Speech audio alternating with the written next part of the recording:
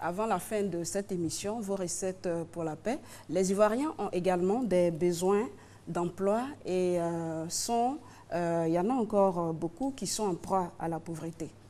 À ce chapitre-là, on peut vous demander tout de suite quelle politique pour l'emploi, pour trouver ou créer des emplois pour la jeunesse ivoirienne.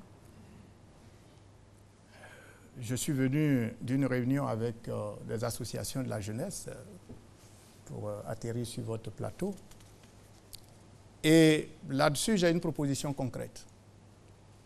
Le chômage, la question de l'emploi des jeunes ne peut être réglée que si nous donnons d'abord une bonne formation à cette jeunesse.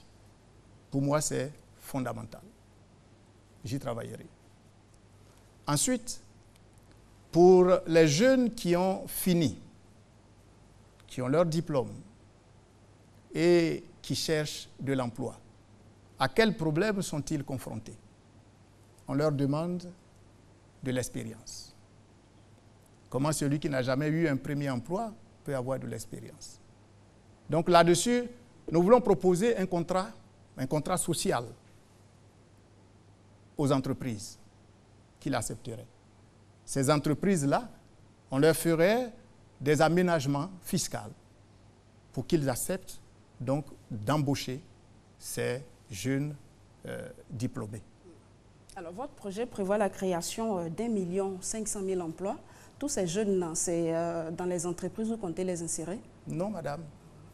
J'ai dit dans le domaine agricole, dans le domaine agropastoral, dans le domaine même industriel, mécanique, le tourisme, la culture, voilà, des créneaux où je compte diriger. Alors, à la lecture de votre projet, on réalise sur la question emploi que il n'y a pas de données chiffrées. On ne sait pas. Vous proposez seulement de créer 1,5 million emplois au terme de votre quinquennat, si éventuellement vous êtes élu, mais on ne sait pas quelle proportion ira dans les différents domaines. Est-ce que vous avez fait une étude ou pas, ou vous pensez qu'il y a encore de la place dans les domaines que vous citez? Oui, absolument, madame. Nous sommes dans un pays agricole qui restera, je crois, agricole pendant encore de longues années. Et les jeunes m'ont tout de suite interpellé là-dessus. Les jeunes de 25 à 40 ans, 35 ans, ils sont à environ 9 millions, ils me disaient. Et ils me disaient, vous créez pour 1,5 million et les autres 7 500 000. Non, même les 9 millions, on aurait pu les caser. Mais je suis réaliste, il s'agit d'un quinquennat et je pense que si nous arrivons à 1,5 million, plus les 2 millions que le chef de l'État sortant a déjà créés, nous serions en train de résorber véritablement ce problème. Donc dans le domaine agricole, il y a des débouchés. Dans l'informel, donc dans les services, dans le commerce, il y a du créneau. Donc madame, je ne fais pas...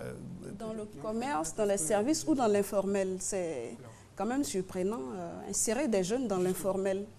Mais l'informel, c'est quoi? Oui, répondez à la question. L'informel, c'est quoi pour vous? L'informel, c'est tous ces jeunes qui se retrouvent dans des petits commerces. Donc l'auto-emploi, en fait. L'auto-emploi, n'est-ce pas?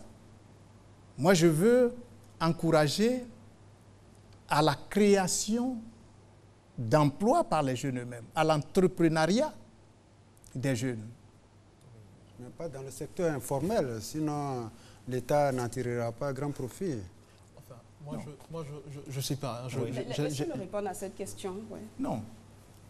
Le secteur informel, c'est le secteur qui échappe, n'est-ce pas, à l'État. Et vous, Président, vous entendez laisser un secteur vous échapper? Mais il n'y a aucun pays qui réussit à maîtriser, en tout cas dans les secteurs formels organisés, il n'y a aucun pays qui élimine totalement l'informel. Mais l'informel... Et vous n'entendez rien faire pour ça, c'est encore plus grave. grave. Mais bien entendu. Bien entendu. À vous entendre, vous voulez une politique de développement du secteur informel? Non. Le secteur informel est la partie qui n'est pas maîtrisée par l'État, mais qui nourrit les populations. Alors moi j'ai envie de savoir, quel équilibre faites-vous entre l'insertion de jeunes dans le système formel et l'incitation de jeunes à l'entrepreneuriat? Quel équilibre faites-vous? Non, c'est pas... C'est deux notions. C'est deux choses différentes. Deux choses différentes. Vous convenez avec moi que c'est deux choses différentes? C'est deux choses différentes. D'accord. Et si on parlait de balance, si vous aviez à choisir en termes de positionnement pour permettre à cette jeunesse de pouvoir se prendre en charge, pour laquelle des balances vous pencherez? Bien sûr, l'entrepreneuriat. Et quelles sont les raisons qui pourraient motiver ce choix? Eh bien, tout simplement parce que nous sommes dans un pays où l'État ne peut pas tout absorber, où les jeunes sont bien formés, sont qualifiés, et donc peuvent s'installer à leur propre compte. Et c'est une politique que j'encouragerai avec force. Car moi, je veux des Ivoiriens qui sont patrons. Je veux des Ivoiriens qui embauchent leurs compatriotes. Alors, les 1 500 000 emplois que vous entendez créer pour les jeunes, c'est sur 5 ans ou c'est sur 1 an? C'est sur 5 ans, je vous l'ai dit. Sur 5 ans. C'est déjà une performance. Si vous entendez développer l'auto-emploi, cela veut dire qu'il faut déjà, dans le système scolaire, inculquer l'esprit d'entreprise à ces jeunes. Donc, ce qui veut dire qu'au niveau du système scolaire, déjà, vous devez prévoir des choses, disons des démarches, un cursus, absolument, des filières adaptées. Si vous allez dans mon projet de société, je dis qu'il faut redéfinir. Il faut redéfinir le rôle de l'école dans la société. Il faut retravailler sur nos matières, en tout cas sur la formation que nous donnons à nos jeunes. Car aujourd'hui, nombreux sont ceux qui sortent avec des diplômes, mais qui sont totalement en inadéquation avec le marché du travail. Donc, bien entendu, pour former... reformuler sa question pour qu'on la comprenne mieux. Alors, le problème, vous voulez encourager l'auto-emploi ou inciter l'auto-emploi. On n'a pas encore perçu le comment. Vous partez d'où pour arriver où? Vous le faites comment?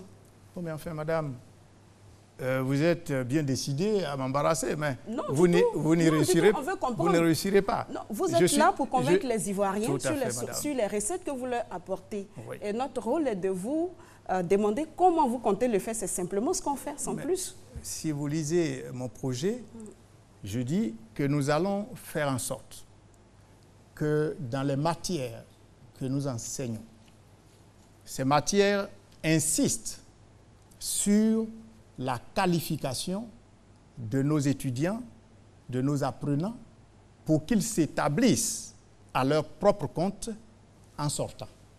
Donc le processus commence dans la formation, dans l'école.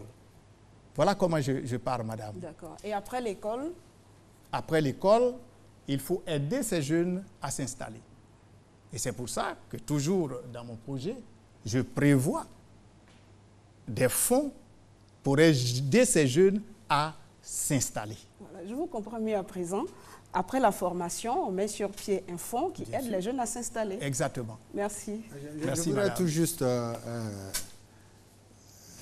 Kona Kwadjo Siméon, lire un peu ce que vous avez mis dans votre projet de société. Je propose la création de passerelles entre l'éducation nationale et la formation professionnelle pour permettre à cette frange d'élèves d'avoir un métier pour s'installer à leur propre compte ou se faire embaucher par les entreprises qui les intéresseraient fort de leur qualification. Ok, donc nous vous comprenons. Donc, maintenant, concernant l'emploi dans le secteur agricole, est-ce que c'est avec l'agriculture qui se fait avec de la daba que ces jeunes-là s'intéresseront au secteur agricole, ou bien vous avez une politique de mécanisation de l'agriculture mécanisation de l'agriculture qui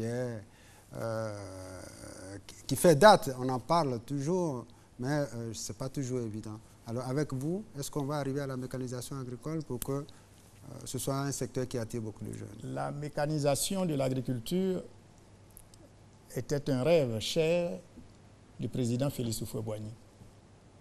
Et tous les successeurs avaient promis de relever ce défi. Ça n'a pas été fait. Sur ce plateau, le 18 octobre 2010, j'avais pris l'engagement, en rendant hommage au Père de la Nation, de faire en sorte que ce vœu cher soit réalisé quand je serai président de la République.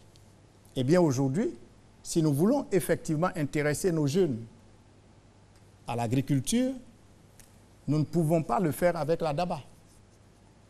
Donc la politique de mécanisation doit être implémentée avec les moyens de l'État, en aidant ces jeunes à s'installer dans le grand bien et dans le grand intérêt de l'État de Côte d'Ivoire.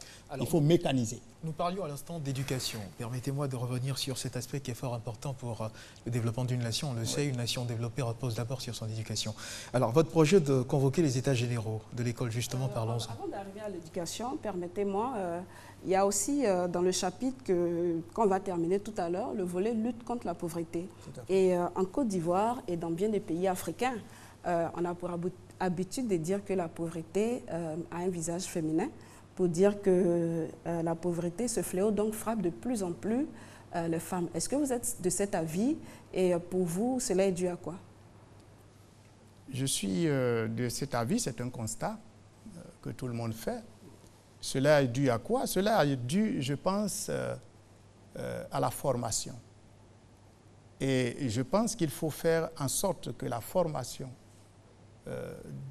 d'abord l'éducation de la jeune fille, soit une priorité nationale. Que la formation, le renforcement des capacités des femmes puisse être quelque chose de perpétuel. Et c'est pour ça que dans le projet que je propose aux Ivoiriens, je propose vraiment d'aider les femmes parce que vous savez, avec les difficultés que nous avons connues, les crises que nous avons connues, le poids familial a bien souvent été supporté par la femme qui s'est démêlée corps et âme pour éviter quelquefois l'humiliation à son homme. Donc oui, il y a la formation, il y a l'éducation et je pense que la femme dont on connaît les capacités morales, spirituelles et intellectuelles sont une chance pour le monde et donc pour la Côte d'Ivoire.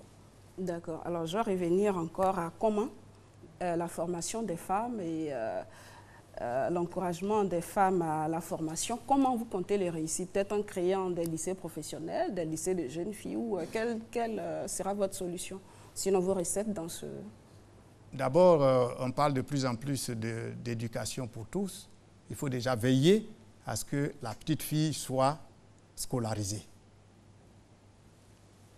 Ainsi, nous commençons par mettre la femme sur la route de son émancipation pour concurrencer tout le monde, les hommes, partout. La formation pour celles qui n'ont pas eu la chance de fréquenter l'école. L'alphabétisation. C'est un programme qu'il faut intensifier, qu'il faut continuer. Celles qui peuvent faire du commerce, le renforcement de leurs capacités. Il faut créer des séminaires, les encadrer. Ainsi, je pense qu'on peut leur donner des capacités de se défendre. D'accord. Alors, ça me donne l'occasion de